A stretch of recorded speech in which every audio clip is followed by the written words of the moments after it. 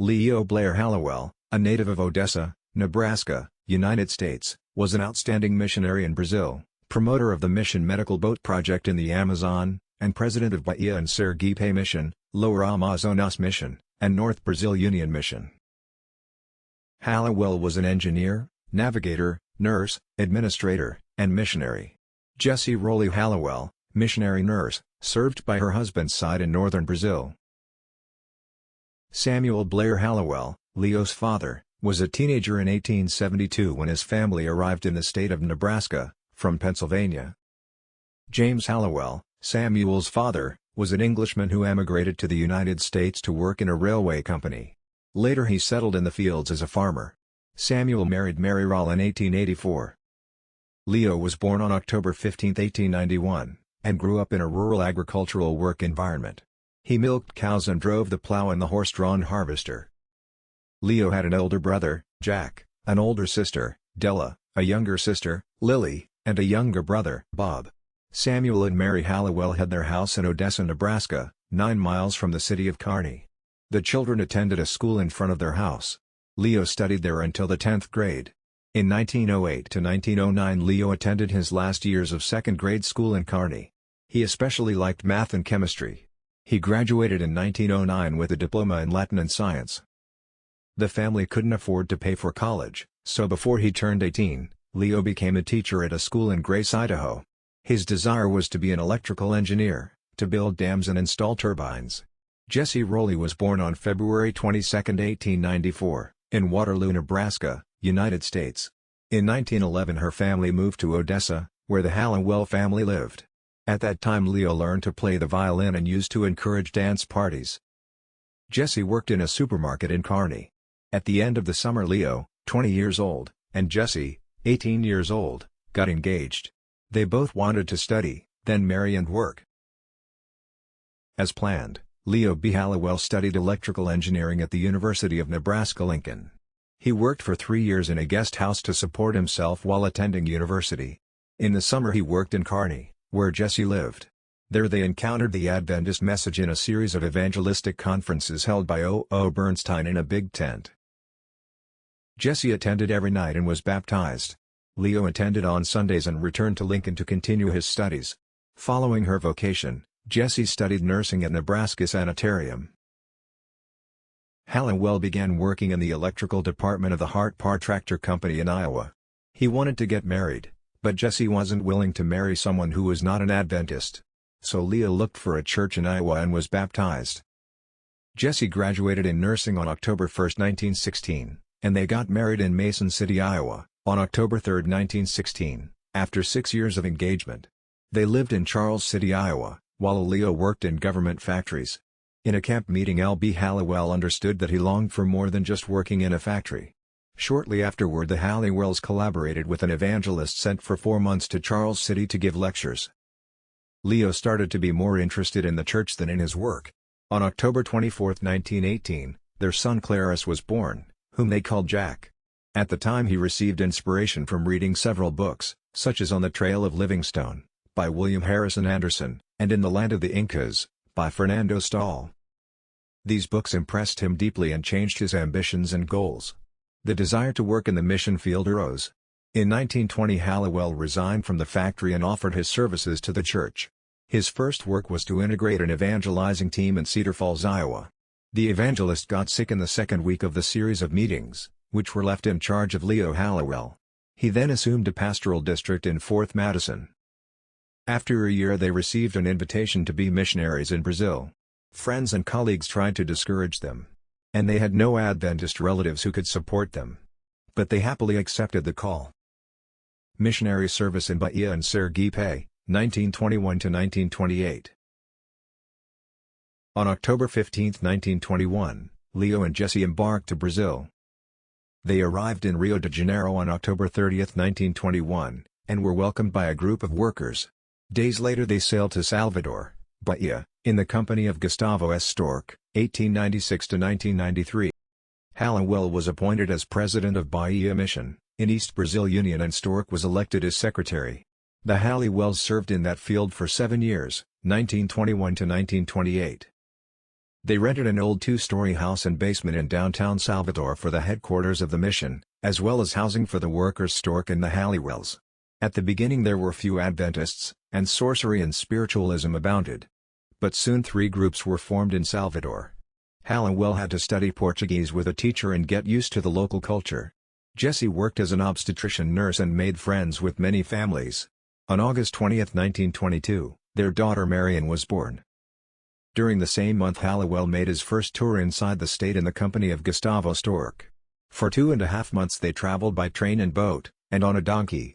They visited interested people, had meetings, distributed copies of the magazine O Atalaya, and organized groups in Porto and Sítio do Mato. Leo B. Halliwell was ordained to the ministry on March 7, 1925, in a conference for Brazilian pastors and workers held in Brazil College, Capão Redondo, São Paulo. The Lower Amazonas Mission and the Luzero Boats Project, 1929–1936. In 1927 the South American Division organized the Lower Amazonas Mission, states of Pará, Amazonas, Ceará, Maranhão, and Piauí, and federal territories of Acre, Amapá, and Rondônia. So the medical missionary work started along the Amazon. Leo Halliwell was president of Bahia and Sergipe Mission when he was called to Lower Amazonas Mission, in replacement of John Lewis Brown, 1888–1972. Pioneer in this field who had retired for health issues. The election occurred in December 1928, and the transfer happened in January 1929. Jack was 10 years old, and Marian was 6. They welcomed the German canvasser Hans Mayer, 1905–2004, with his wife, Joanna L. Brower, 1903–1983, and the Scottish canvasser André Giedroth, 1875–1963. They rented a property in Belém, Pará, that would be used for church downstairs and for housing upstairs. The Lower Amazonas Mission, in Brazil, covered an area of 1,650,080 square miles, 4,273,689 square kilometers, where 2 million people lived along 40,000 miles, 64,300 kilometers, of navigable rivers that make up the Amazon River basin. Getting to know the territory by boat and canoe, the missionary realized the great needs of the population, their poverty, superstitions, and diseases. Steamboat trips were difficult, uncomfortable, and insecure. Nor did they go everywhere, forcing them to travel a lot in rowing canoes. Halliwell felt the need to have his own boat. He also held evangelistic meetings in the cities, such as Belém, 1929, and Manaus, 1932. In 1930 the Halliwells spent their vacation in the United States, time that Leo took the opportunity to take a course on tropical diseases. They also used that time to visit family members, speak in churches and camp meetings, and raise funds for the project. The Young People's Missionary Volunteer contributed with $5,400. When returning to Brazil, Leo took with him books about shipbuilding and navigation. He thought of certain characteristics for the boat, small and functional, of low height, to mitigate the effects of storms, and a strong hull and little draft, to navigate in shallow water courses. The boat would be 30 feet in length by 10 feet and half abeam, width, a draft of 2.5 feet, the bottom in the form of a VV to achieve greater stability and prevent it from overturning whenever the tide went down. Halliwell himself made the design. Amazon woods were used, Itaiba, Piquia, Pau d'Arco for the hull, and cedar for the interior. The work was done by hand during a period of 3 months. The 8-ton vessel would be powered by a 20-cylinder, 20-horsepower Buta diesel engine. It would travel at 9 knots, 10 miles, or 17 kilometers, per hour. The boat had to transport medicines and food for 6 months of travel. The living room, where the helm was turned into a dining room and a bedroom. It had a closet and a refrigerator. There were fixed benches on the side walls for 5 people each, with drawers underneath. Banks could serve as beds for visitors. The table was removable, and 3 beds were hung from the ceiling. It had windows throughout the extension, with double curtains made of wood and cloth. Then came the engine room, the cloakroom, the toilet, and the shower. The kitchen had a cabinet and a stove with kerosene. The fuel was transported on the roof, 500 gallons, 1,892 liters, of fuel oil in 10 drums. Light was available through a gasoline generator. The boat was a house in miniature, as well as clinic, office, pastoral room, and counseling. The simple opening ceremony of Luzero I, Light Bearer, happened on July 4, 1931. christened by Jesse Halliwell with a bottle of guarana. The inaugural journey of Lucero in 1931 took them to Mos, about 900 miles from Belém, countryside of the state of Amazonas, where they held evangelistic meetings. The annual visit of the Halliwell couple to Adventist and interested Riverside community was welcomed with joy and enthusiasm. On their itinerary, Lucero stopped by the groups of believers on Saturdays, and the missionaries stayed with them for 2 or 3 days. The main diseases to be treated were malaria, wounds and ulcers, intestinal infections, typhus, trachoma, smallpox, cancer, parasites, hookworm, dental problems, skin diseases, and other tropical diseases. Malaria was the leading cause of death and was treated with quinine. Lucero carried a guest book. Normally patients were treated during the day, and meetings were held at night. In these meetings they talked about nutrition, hygiene, family counseling, and biblical teachings. Leo used to request authorization from the civil authorities and the police to carry out these public activities. Halliwell wrote, "As the result of the medical work, we find open doors everywhere in the whole north of Brazil." Each year Lucero traveled about 6 months and covered the 1,000 miles, 1,600 kilometers, that separated Belém, Pará, from Manaus, Amazonas, navigating a total distance of 10,000 to 12,000 miles, 16,000 to 19,300 kilometers. The best time of the year to travel was from February to August, when the river was full and they could get close to each house with the ship, and the trade winds of the Atlantic were not so strong. The boat was repainted white before each trip. The riverside people waved handkerchiefs or white cloths to ask for the boat to stop, and then long lines of patients formed. The work in the rivers and in the Amazon jungle involved dangers that had to be faced head-on. Halliwell also did a pioneering work among the indigenous people of northern Brazil. In 1931 he made contact with the Mos, of the Villa Cinco Quilos. In 1932 he visited the Mundurucus Indians of the Andiara River, in Ponta Alegre. There a school was built in which the teacher Honorino Tavares and his wife, Maria, served for 6 years. In 1936 the Lower Amazonas Mission turned into the North Brazil Union Mission, which was divided into 3 missions, 1 Central Amazonas Mission, State of Amazonas and Territories of Roraima, Rondônia and Acre, 2 Lower Amazonas Mission, State of Pará, Territory of Amapá, and 3 North Coast Mission, States of Ceará, Maranhão, and Piauí. The organization of the North Brazil Union Mission happened on December 8, 1936, with Leo B. Halliwell as the first president. Apparently there were then only 253 members. The missionaries worked hard and sometimes got sick. After 17 years in the Amazon the Halliwells got malaria. In 1936 they had vacations, furlough, to visit relatives in the United States. This was the last time Leo saw his parents. Additionally they took special classes at the Faculty of Medicine in Loma Linda, California. The Lucero was remodeled and refurbished in 1937. Lucero I was followed by Lucero II, built in 1941. The first was commanded by the American missionary Frederick C. Pritchard, in the state of Amazonas, and the second was commanded by Halliwell. The Pritchards were American missionary nurses based in Manaus, Amazonas state. A leader of the American Rubber Company in Belém, Pará, donated 3 motors for boats to Halliwell. Lucero III was inaugurated in Belém, on February 19, 1948, commanded by Frederick C. Pritchard. This boat was sailing along the Paranaíba River in the North Coast Mission. Lucero IV was built in 1953. These were followed by many others. The North Brazil Union Mission in Adra Brazil continued the boat project with the inauguration of the Lucero 29 in the state of Pará on a Saturday, June 25, 2016. Lucero I remained active for 67 years, 1931 to 1998, and is now restored in the Museum of the Amazonia Adventist College.